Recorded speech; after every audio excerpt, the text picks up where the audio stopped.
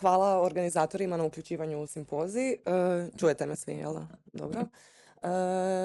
Zapravo bi moje izlaganje trebalo biti dobar nastavak na prvu sesiju koju smo imali danas ujutro, pogotovo zapravo na dio koji se tiče struktura međunarodne kulturne razmjene u Jugoslaviji. I što više, ja sam zapravo bila suradnica na znanstvenom bilateralnom projektu koji je Ljiljana ujutro spominjala, globalna kulturna razmjena i pokret nesvrstanih. I materijali koje sam zapravo tada prikupila i dalje obrađujem, ali iz druge perspektive. Ja sam izlaganje isto pripremila na engleskom jeziku, a onda možemo diskusiju na nekom od naših. Pa ću krenuti. So, as the title suggests, the goal of today's presentation is to focus on the practices of international cultural exchange in Yugoslavia in the 1980s.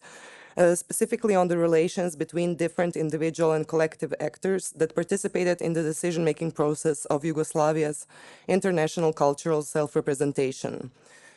The idea behind this is to highlight the fact that how Yugoslavia self-represented itself abroad was not self-evident and a given, but was a result of complex negotiation processes between different actors, while simultaneously the reconstruction of this negotiation process is used as a backdrop to probe into questions concerning the changing political and cultural landscape of the decade and how it was reflected in these practices. So this research is still very much in its beginning. It's the first reconstructing period of the research, so I will appreciate, of course, any comments and suggestions for further research that you might have. So we know that starting from the early 1970s, the individual republics and autonomous provinces gained much more power in a number of areas, including therein questions concerning international cultural exchange. However, a significant number of exhibitions intended for abroad still had to be negotiated on a federal level. These are the so-called collective or joint Yugoslav actions, zajedničke akcije, as it was called in the documents, that had to pass through the process of self-managed mediation both on republican and federal levels. So I mentioned in my abstract that I will focus on two such joint actions, two exhibitions intended for abroad that were prepared by the Gallery of Contemporary Art in Zagreb and were intended for France and the United States.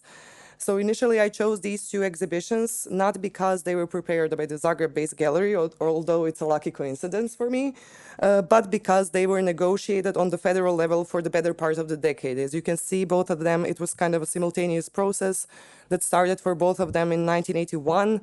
The American exhibition was given up on in 1986. The Inter-Republic Committee gave up on organizing this exhibition, while the exhibition that was organized for France, starting from 1981, in the end was opened in 1989 in France and was returned to Yugoslavia in 1990. So because of the time limits and the large quantity of material I have so far only on the negotiating process, a slight difference from my abstract is that I will focus mostly on the exhibition prepared for France. As for the main part, the main points of contention within this negotiating process are similar. And I will highlight only one aspect of the American exhibition, which in the material I went through was a certain specificity. So the idea is, you don't see the lines. Anyway, it's not that important. But the main idea is not, so one goal is to focus on the reconstruction of the exhibitions, but for this presentation, basically, this reconstruction process is used as a backdrop to kind of like highlight the main points of contention or the collapse of consensus within the Commission for Fine Arts that was mentioned in the morning.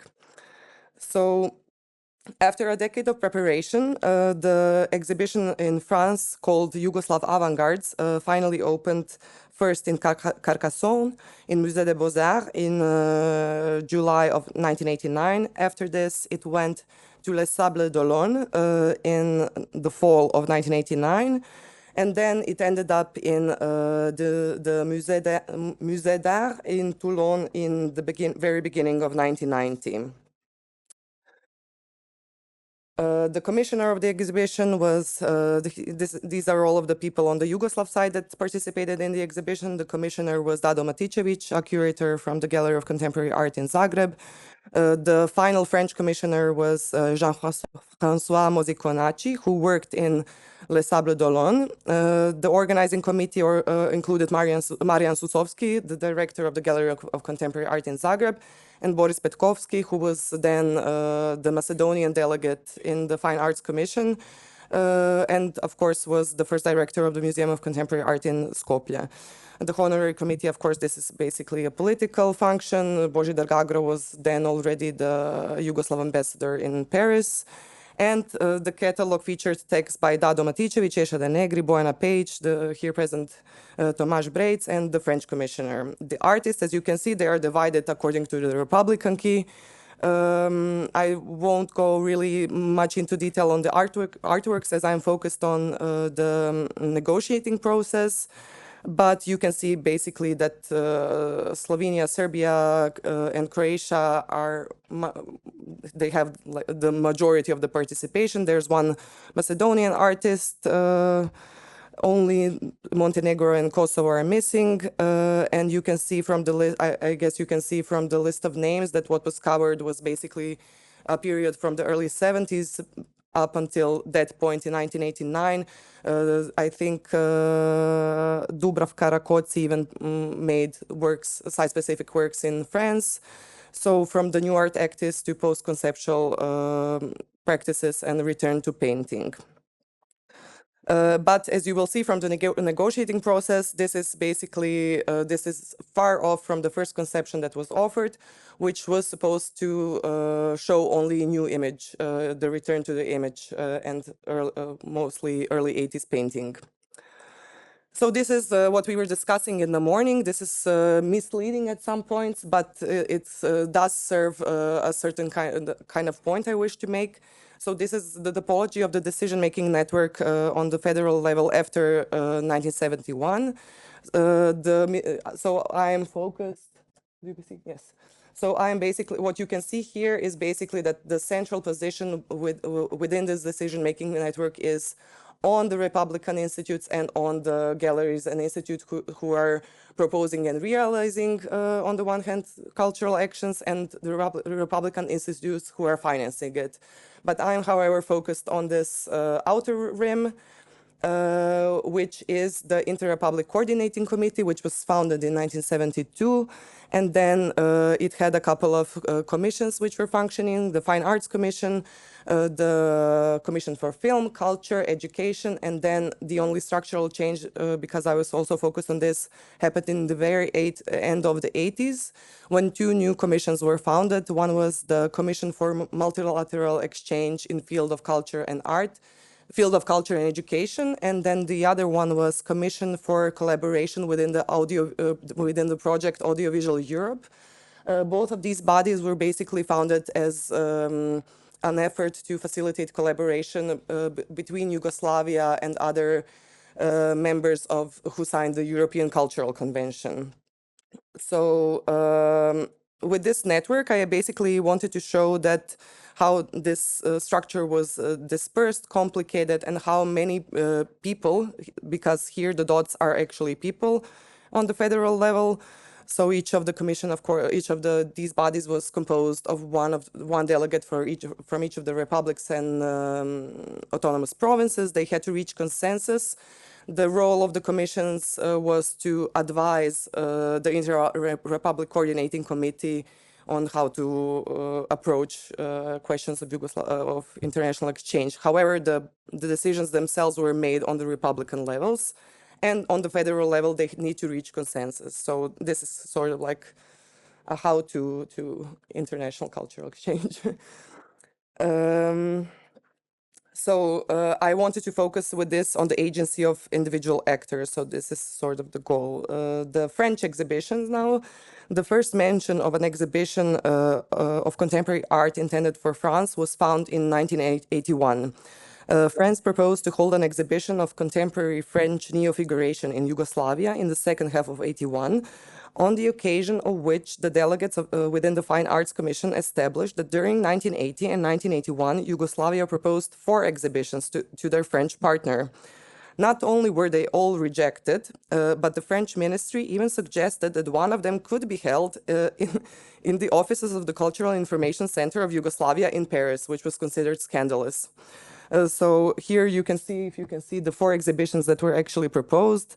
2 of them were prepared by Belgrade, the new tendencies in Yugoslav art of the 70s, European avant-gardes of the 1920s, 30s, prepared by the National Museum in Belgrade, and then a retrospective of Janez Bernik, which was probably prepared on the Republican level because I didn't find any other mention of it on the federal level.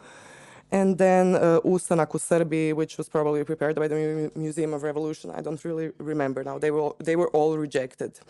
So it was concluded that the French side should be made aware that the exhibition of contemporary neo-figuration can be accepted as reciprocity for one Yugoslav exhibition. And since Zoran Kržišnik will be in Paris in the upcoming period discussing something with Jean Clair, the delegates concluded that he should inquire with the French Parliament what kind of exhibitions they were actually interested in. In the beginning of '82, USAMS, which is the Federal Institute for International Cultural Scientific Exchange, asked for suggestions of programs for the new program of cultural exchange with France, among which an exhibition of contemporary art. The Gallery of Contemporary Art in Zagreb proposed an exhibition of contemporary painting and sculpture. After which USAMS asks for a new conception which would only include painting. And then in October '83, this is how a contemporary Yugoslav painting exhibition was made. So here we can already see that a couple of exhibitions were prepared at a specific moment and they were considered for circulation abroad according to Yugoslav obligations in relation to the program of cultural exchange. For the majority of cases, there was a single exhibition institution proposing an exhibitions for specific locations. So this is the exhibition of contemporary Yugoslav art for the States was a certain specificity because two institutions actually sent proposals for consideration. One was the Modern Gallery in Ljubljana, and then again the Gallery of Contemporary Art in Zagreb. The specificity of both of the conceptions was that they included a variety of material, film, posters, animated film, TV advertisements, etc., in order to present visual arts in the larger cultural context. So this, I still haven't researched that much, but it would be interesting to do because the commission in the end proposed that the two institutions could collaborate and create a collaborative conception, which they tried. They had a couple of meetings, but they failed in the end, also because of financial reasons, because they didn't find a way how to udružiti sredstva between institutions. Yeah.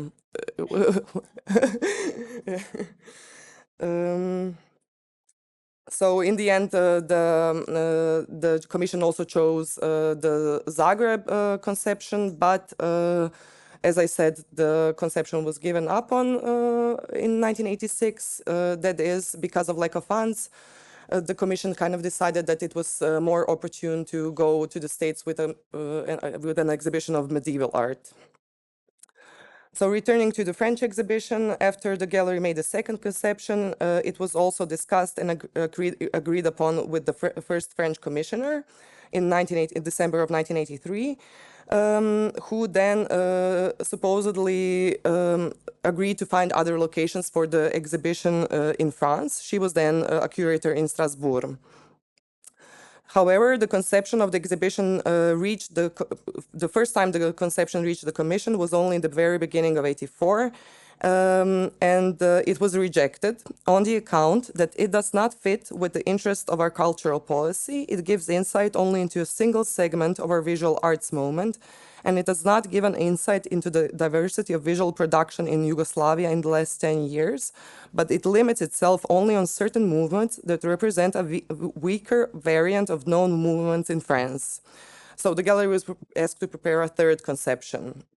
However, they didn't prepare a third conception. They asked to attend a meeting to defend their second conception. They stated that the misunderstandings that arise in the negotiation process are the result of the fact that the Croatian delegate is not a professional art historian. The delegate was then the painter Ratko Janjic, while the delegates from the other republics are not acquainted with the material of contemporary visual art in a sufficient manner. The conception, this one, the second one, which included artists from Croatia, Serbia, Slovenia, and BiH, such as Tugo Šušnik, Jože Slak, Marijan Jevšova, Redita Šubert, and Adra Šalamun, was rejected again, with particularly harsh criticism coming from the Macedonian delegates, stating that the exhibition might as well be called Contemporary Painting from Socialist Republic of Croatia. It was concluded that the second conception was clear and consistent when it comes to the representation of innovative trends in contemporary painting, but that it does not give insight into the diversity of artistic production in the country. The final consensus between the institution and the delegates was that they will include additional names and they will change the title. So in general, we know that the Republican key was one of the major points of contention in the organization of international exhibition, and the addition or deduction of artists was the most common intervention of the delegates into the exhibition conceptions. The addition of artists was most often voiced by representatives of the southern Yugoslav republics and provinces, who were often underrepresented in conceptions of contemporary art, while the deduction of artists was something that was becoming more and more common as the decade in question progressed, as it was connected to the financial crisis, high inflation, and new regulation regarding transportation and foreign currency, and was voiced by all of the delegates as the decade progressed.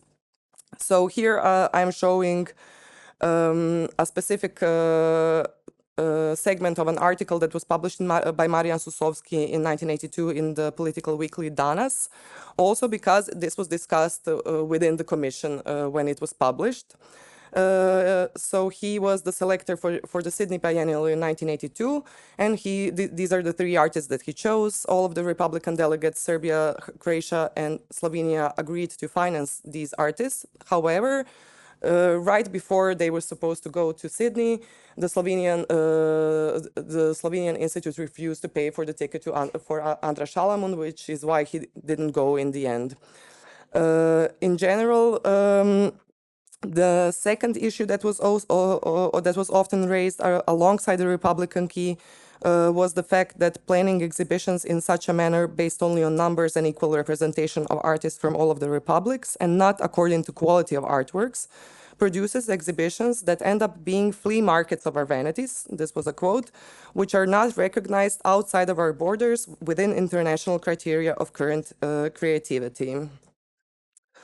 So on multiple occasions in the early 80s, representatives of the Gallery of Contemporary Art in Zagreb, the Museum of Contemporary Art in Belgrade, and occasionally the Modern Gallery in Ljubljana and the National Museum in Belgrade, wrote reports or comments to the Commission in order to explain that the manner of organizing contemporary art exhibitions in European institutions has changed.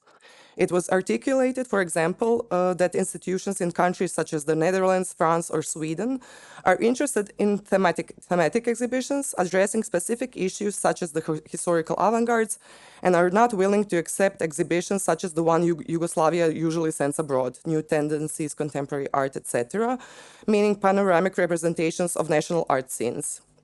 Secondly, these institutions are not willing to accept exhibitions in the preparation of which they have not participated, which is why these curators have suggested that the directors of the most prominent European museums should be invited to Yugoslavia before the programs of cultural exchange are drafted. Thirdly, again and again, these curators have stressed the fact that according to current international trends, Yugoslav selections also need to maximally decrease the number of artists in their selections.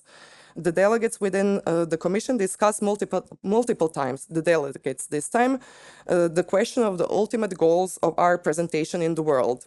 Do we need to launch and present particular individuals that already received a certain amount of recognition, or do we need to aspire to the affirmation of certain tendencies and values? A final conclusion on this topic hasn't been reached, but was decided till the end of the decade on a case-to-case basis. These are a couple of snippets from different reports from Belgrade, Ljubljana, and Zagreb, where such stances were voiced by the curators within contemporary art institutions.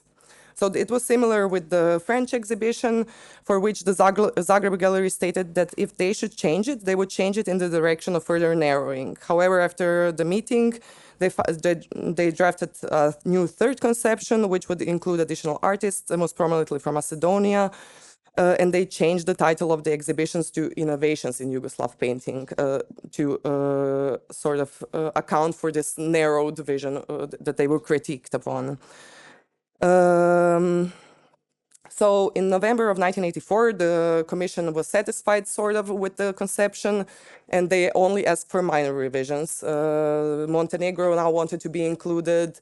Serbia wanted a deduction of artists. They needed to change the budget. However, then, as you can see, France then asked for a further reduction of artists, and then they have to make a fourth conception. So here, what you see on the picture is basically a combination of the third and the fourth exhibition conception. The list of artists between the third and the fourth. What was typewritten was the third, and then the fourth is what's added. And yeah, then they delivered a reduced conception, but then Kosovo wanted to be included, and then they also needed to reduce the number of artworks. Notwithstanding these changes, what was discussed within the commission, the changes were made on the Republican level. So, for example, at that point in time, so we are talking about very early '85, Serbia stated that they should reduce the Serbian selection by 5 artists, and then one of those 5 must be Gera Urkom. Slovenia said that their selection could be reduced by 3-4 artists, but that Gabriel Stupica should remain. Croatia asked to include more artists of the older generation. The gallery respected these requests and stated that in the end, quote, the exhibition does not have an individual authorial concept, as is currently the trend with the majority of exhibitions that present national selections and problem-based nature, and even many museums of contemporary art do this. So, however, at this point in time, it seemed that some kind of agreement between the commission and the institution was reached. However, from 1984 and 1985 started negotiations with France. So Strasbourg was agreed upon until 1981. They were looking for other locations. Of course, they wanted the exhibition to be shown in Paris. They said, well, it doesn't necessarily have to be Pompidou, but something like this. But the commission and the gallery were, so they were adamant about this. The commission and the gallery actually agreed that it should be in Paris. And after visiting, so that's why Maticevic was sent to France to look for additional spaces. And after he returned, he decided that the conception should be changed again. He stated that he came to realize that, quote, the main problem of Yugoslav art is its anonymity on the level of presentation in significant places and its frequency, a lack of texts in professional periodicals, and the non-existence of the art market. So these exhibitions should actually strive to change this. The commission, of course, did not accept the changes because the exhibition has already been prepared for 7 years, 6. And this is my last slide. As you can see, because we went from 85 to 88, I am missing some crucial parts of the story here. I still haven't located the documents. What I can see here that a lot of changes happened between in 1987 and early 88. So sometime in 1987, the first French commissioner changed, and Strasbourg was completely fell out of the picture, and it was the only city that was actually kind of constant from the early 80s. Then Didier Semin was the second French commissioner. He worked at that time at Les Sables d'Olonne. And I suppose that it was him, of course, who organized Les Sables d'Olonne and also Carcassonne. But then the third location was still kind of undecided. They were still striving for Paris at that time. Then in September 1988, he was in September 1988. Again, the commissioner changed because Didier Seman left for Paris, for a job in a museum in Paris. But what I want to stress out here, what I know for sure, is that the final conception of the exhibition and the list of artists that you saw in the beginning was actually made by Didier Seman. The Zagreb Gallery wanted to include more artists, especially painters, but I don't know who rejected it in the end, whether it was our side or the French side. So this is still unclear for me. So the final list and the content as sort of like a preliminary conclusion onto all of this. The final list and content of outgoing exhibitions was influenced by the relationship between the delegates within the federal bodies, by the relationship of the Republican delegates in the different Republican and federal bodies, by the relationship between Republican bodies and cultural institutions, and of course by the agency of other countries in the processes of negotiation. Even though there were negotiations between the Republican delegates themselves, I found it when I look through this material that they found ways to reach agreement between themselves, and that the collapse of consensus or a greater strife was actually happening between the delegates and the cultural institutions, and especially the institutions that were promoting contemporary art within the country. So thank you.